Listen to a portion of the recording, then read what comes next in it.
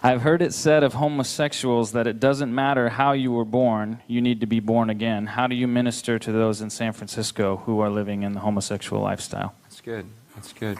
I will say, man, my compassion, my life, my thought pattern, my love, everything has changed in that sense, as far as it has really grown since I've been in San Francisco. I mean,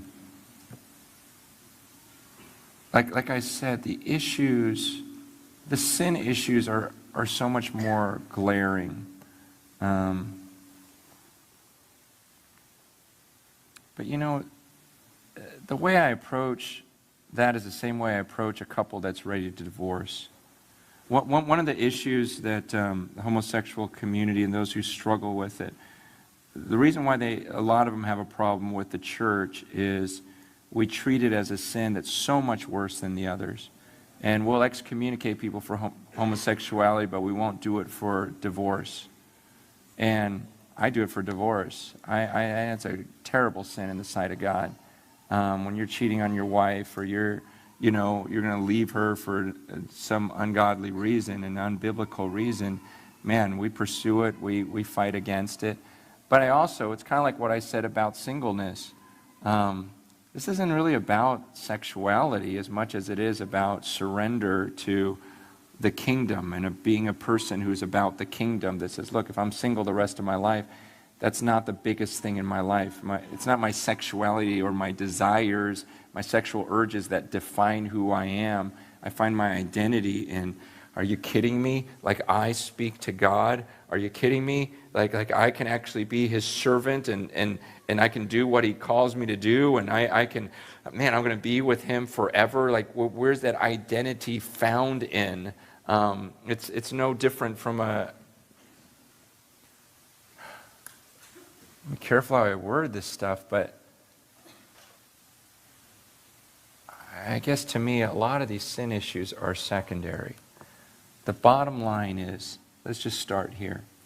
What I say to people, whatever issue you're dealing with today, is, are you willing to surrender to God no matter what he says? What if he said in this book,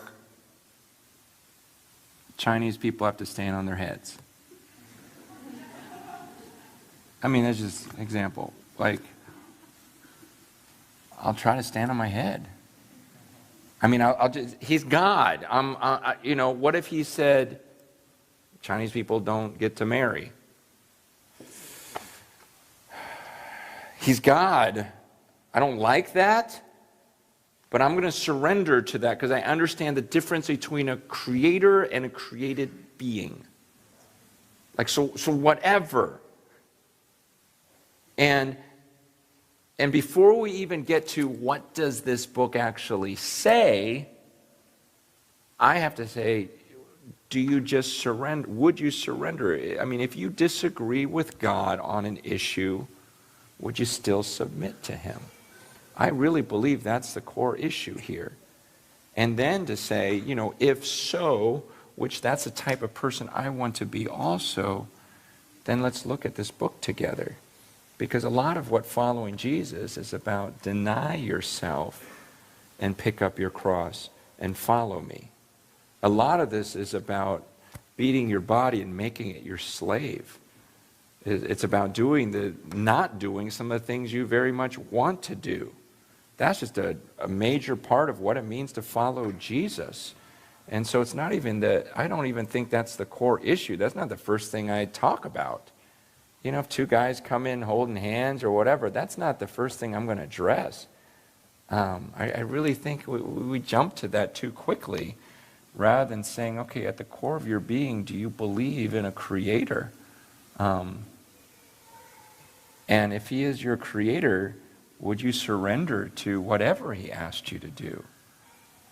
And if so, then, maybe I'm wrong on some of this. I mean, I'm a human being. I'm going to be off on things. Let's study this book together. Let me teach you how to study the book, and then you tell me, what does it say?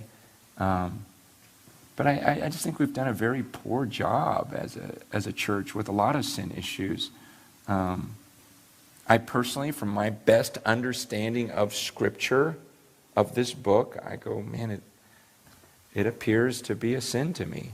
But if you study it, and your natural conclusion or your best conclusion is that it is not, and help me understand that.